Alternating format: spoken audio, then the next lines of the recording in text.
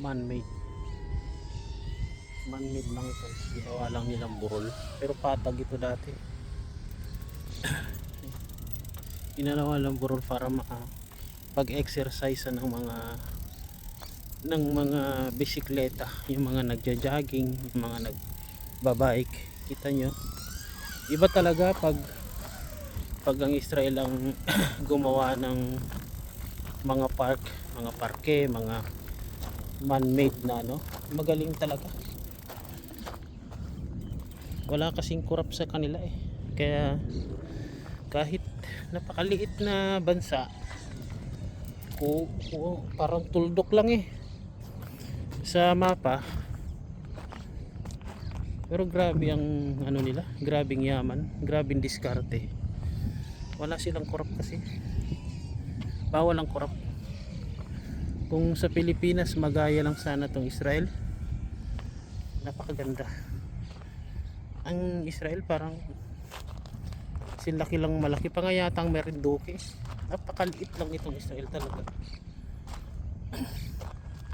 Kaliit, pero bakit? Ang galing nila mag-manage sa kanilang panggobyerno. Ang yaman nila.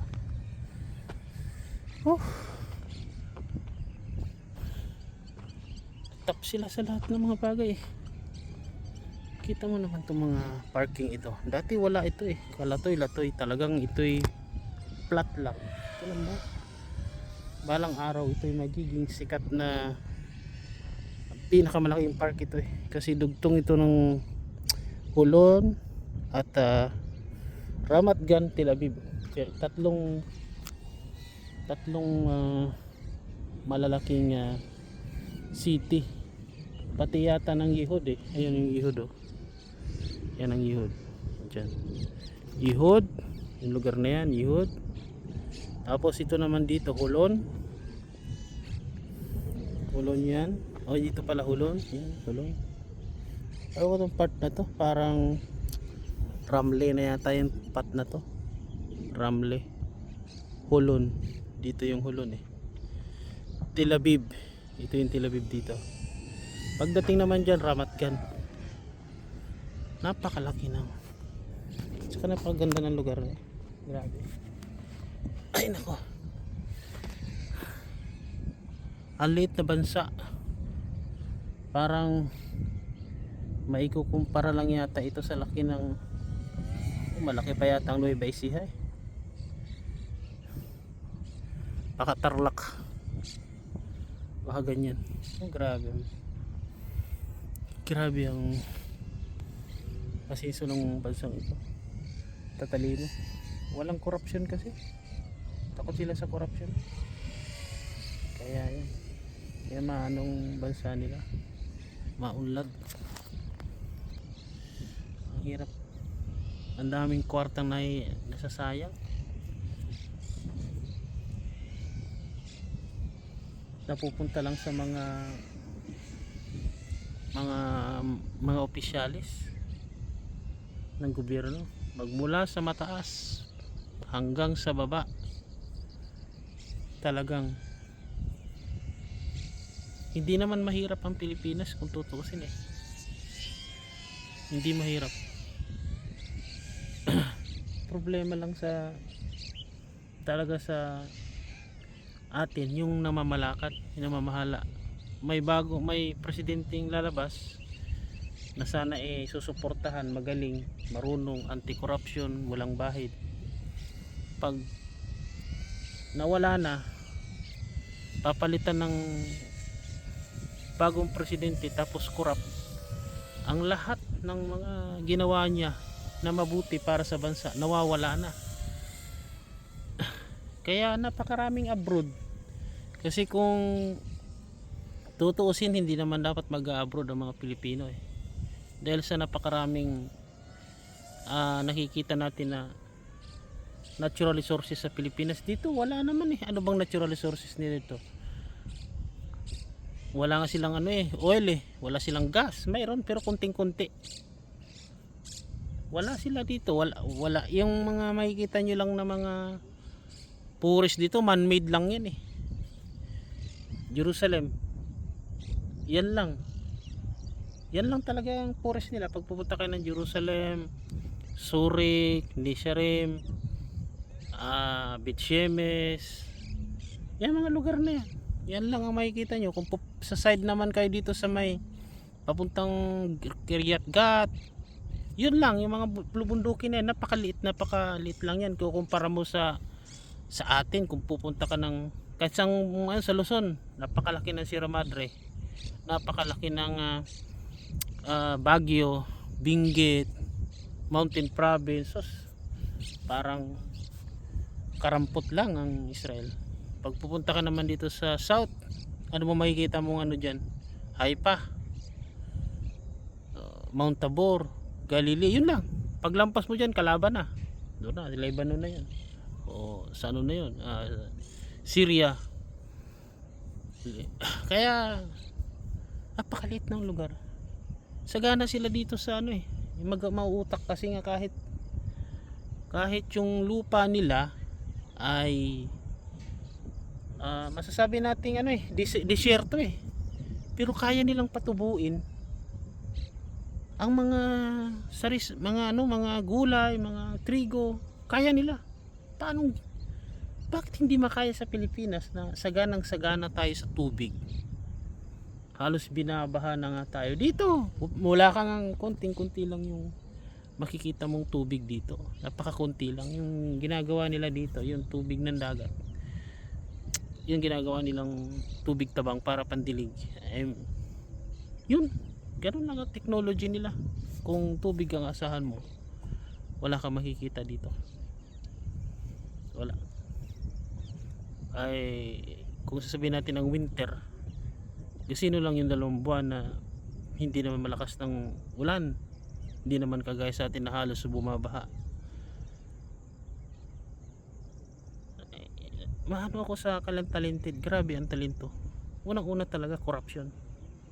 Wala ka talagang mano dito sa Israel kasi ang mga Israeli takot makulong. Kahit 6 months lang takot silang makulong. Sa atin pambihira, bilyon ang mga ninanakaw, hindi natatakot makulong. At saka parang mga walang kaluluwa, parang hindi natatakot sa impyerno. Na pambihira, kukunin mo ang hindi mo pera ng taong bayan, kukunin. Ayan pa, minsan nakukumbik na, nakakatakbo pa rin pang gobyerno, nakakapasok pa rin sa gobyerno. Paano kaya? Kailan kaya magbago ang Pilipinas? Parang culture na simula't simula pa man sa mga ninununuan ng mga politika natin, ganun na sila hanggang sa ngayon parang hawa-hawa na dito kasi nung nagpresidente siya, prime minister si Ben Gurion, ano na sila yung pagpasok nila sa politika, automatic tinitingnan yung kayamanan nila. Before and after, dapat the same lang din ang kayamanan nila or else bumababa pa. Hindi pa pwedeng tutaas. Kasi magkano lang naman ang sweldo nila. Kasi kung tumaas yun, corruption na yun Sa atin, pag pumasok ang mga congressman, for example, naka-citizen lang na o Seiko na watch. Paglabas nun, Rolex.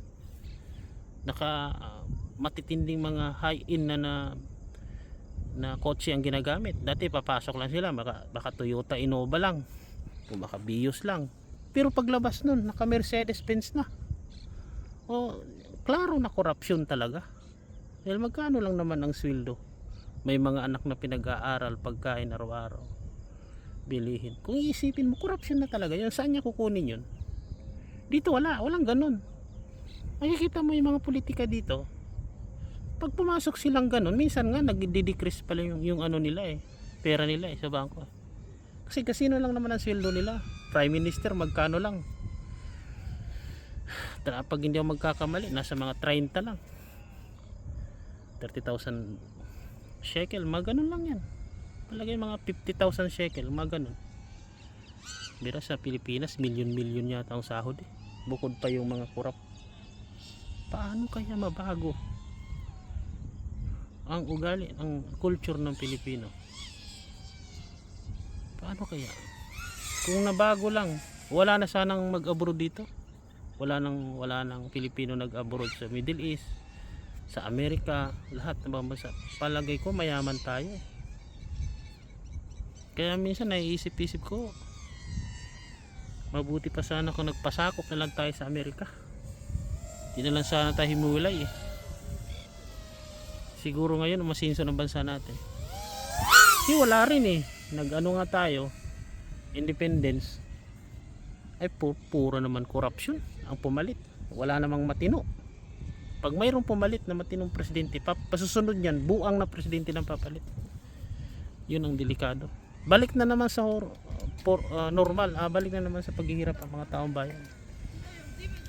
So, ito lang isa, ano ba, yung nararamdaman ko lang sa aking sariling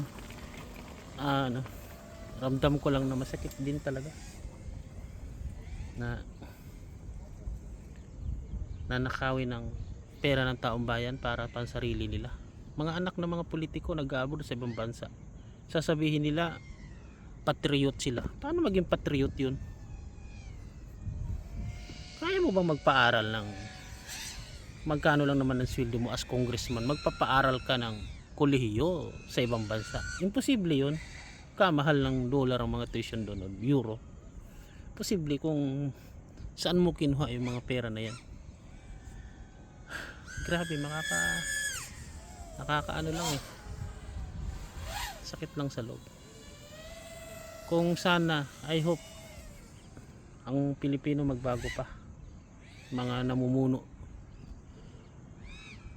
I hope dito magmula sa school, health nila perfect, school, health, yung hospital nila, lahat, basta wala kang problema dito.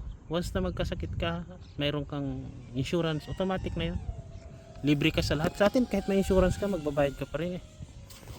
Naghahay ka pa, bibili ka pa rin, magbabasos. Dito zero, wala kang babayaran piso. Grabe. Yun lang, mga gamot na maliliit, yun lang bibili mo. Pero yung sa doktor o sa operation, wala yun, libre ka dyan, zero. Kaya sa Pilipinas mamatay na lang talaga kung wala kang pera. Mamatay na lang. Kawawa yung mga pobre, kawawa talaga. Masakit lang sa loob. Sana magbago ang mga politika sa Pilipinas. Sana. Saka yung mga sobrang pagnanakaw, makonsensya naman kayo. Huwag nang sobrahan ng pagnanakaw. Grabe. Konsensya naman kayo sa taong bayan. Yun lang ho. Bye. Shabbat Shalom from Tel Aviv, Israel. Bye.